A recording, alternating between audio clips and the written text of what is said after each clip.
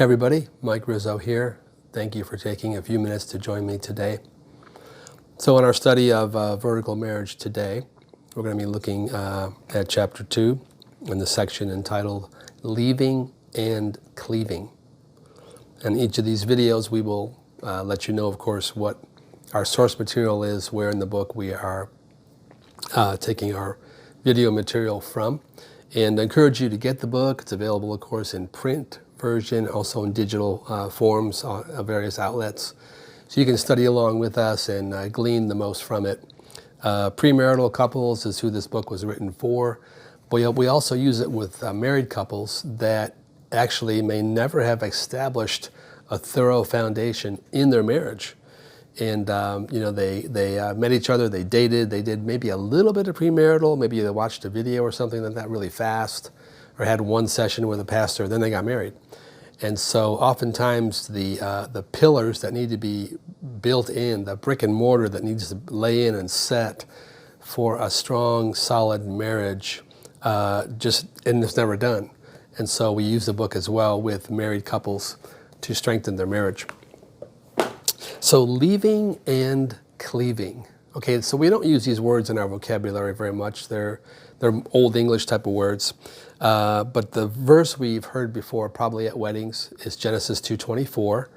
And I think Paul quotes it as well in Ephesians 5 in the marriage chapter.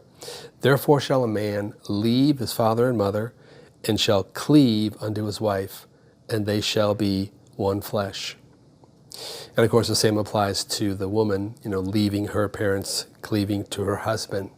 And so this word cleave basically means a strong adherence or a strong attachment.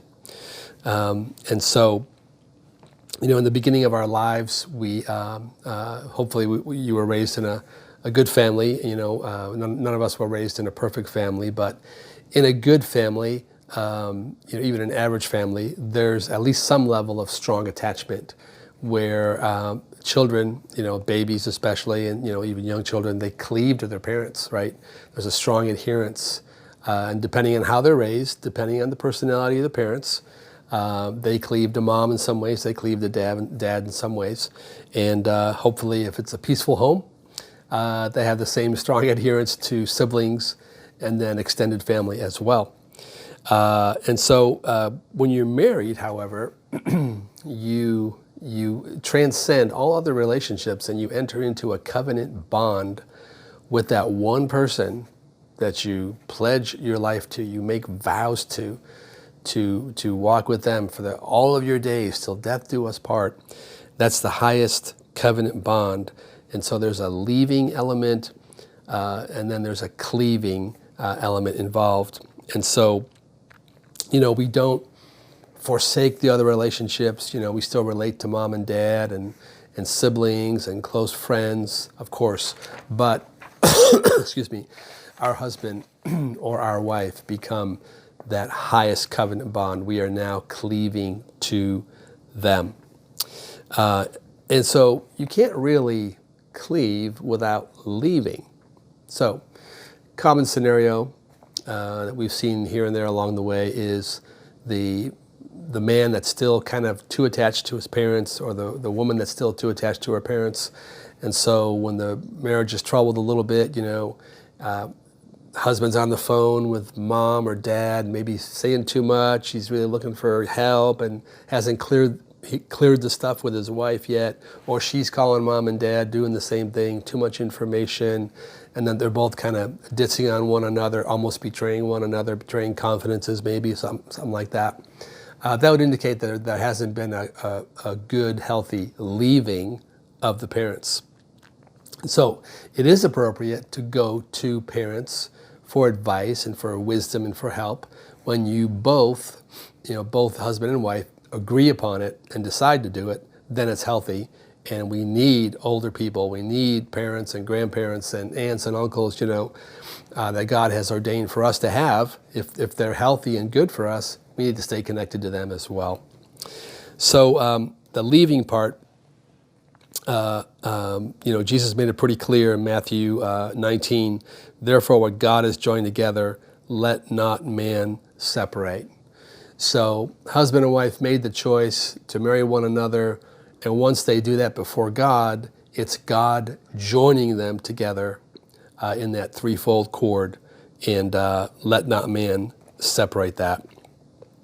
Now, when we leave father and mother and leave our past behind and go to the marriage altar, we are sometimes, what they say, we're bringing some baggage with us into our marriage. You know, he's got some baggage, or, hey, you know, she brought some baggage with her into the marriage. Don't we all, right? We all have baggage because we all have a former life. And let me just clarify that not all baggage is negative, okay? There's some positive things we picked up, hopefully, along the way. I was not raised in a Christian home.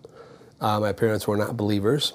But I was raised in, you know, primarily grew up in the late 50s, all throughout the 60s. Different generation, different value system, different culture. And I got a lot of good impartation from my parents of certain values.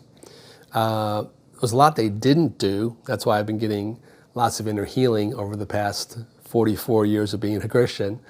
But they were hard workers, they were loyal, they were respectful. They imparted a lot of good stuff to me. So I've got those suitcases packed, and I brought some good baggage into my marriage, as did my wife. The other stuff, we've always been, every decade I seem to go through a different building process with the Lord of Him highlighting things I need to reinforce in different areas of my life. So it's a process, and we're working on it, right, and growing in it by His grace. And so we are bringing stuff with us into our marriage. And I love this quote by author and pastor and author Peter Scazzaro from his book, Emotionally Healthy Spirituality. Please allow me to read it to you. He says, "Our families are the most powerful group to which we will ever belong. God's desire for us to leave our families is similar to the desire He had for the Israelites to leave Egypt. Although the Israelites did physically leave the land of Egypt, a great deal of Egyptian culture and thinking remained in them." End of quote. So leaving physically and cleaving unto your spouse, getting married, we leave our families, we leave our parents behind, as I clarified before, but there's a certain element of the culture and habits and just thought patterns, ways of doing things, the way that it should be done, the only right way, stuff like that. Different elements of the culture, you know, how we saw our parents resolve conflict, how we saw them communicate, how we saw them express physical touch, if at all. All those things are a part of culture that we bring with us, so it's important to get healing from that. Now, we cannot share all of our past with our spouse. Nor do we want to share all of our past with our spouse. And in the Vertical Marriage book, in this chapter, I list several various scriptures just that kind of encourage us to not glorify darkness. I mean, we're a new creature in Christ. We're not going to go back and remunerate all the things that we did back when we were living, you know, in a darkened world.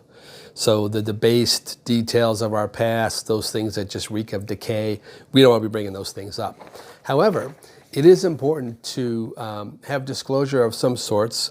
So during our engagement period, for example, we talked about our sexual experiences, different parts of our lifestyle, you know, because we had questions. You wonder about that stuff, right? And so we encourage you to, you know, pray about the right balance here, so that the enemy doesn't have like secrets that, you know, hey, your spouse doesn't know this or that, and then he has leverage to pull on the strings of those secrets and make you feel condemned.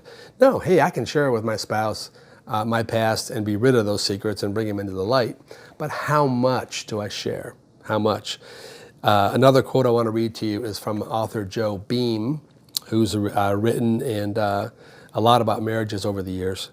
Here's what he says, quote, "Only if the following three conditions are satisfied is it okay not to tell," referring to telling your spouse about your past. So here they are. Number one, you are confident that what happened does not stand as a barrier to intimacy in your marriage.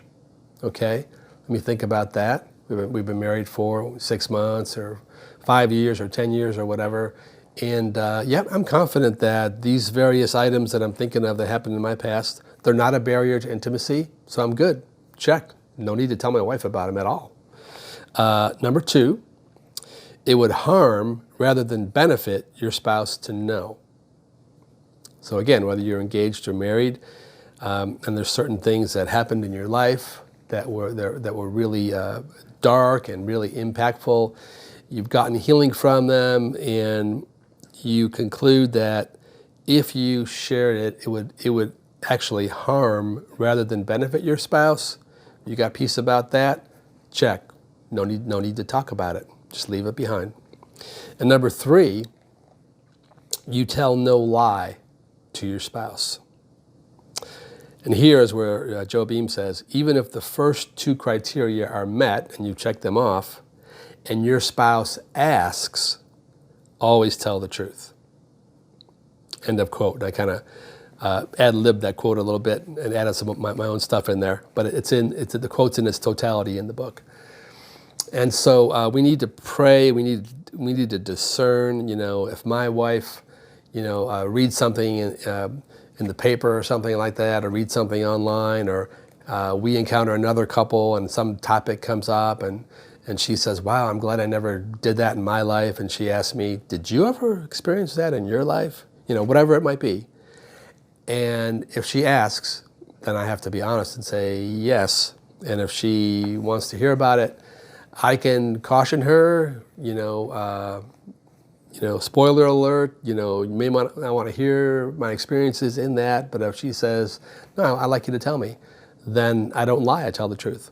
So again, something we need to discern along the way as we relate to one another. But the most important thing is that we thoroughly and in a very efficient way, by the help of the Holy Spirit, leave our past behind and cleave, adhere to, bond to our wives. So I pray that this material would be a blessing to you today, and as you move forward, either in the premarital process or just in your perhaps growth season in your marriage, that you would have wisdom in navigating this area. So God bless. See you next time.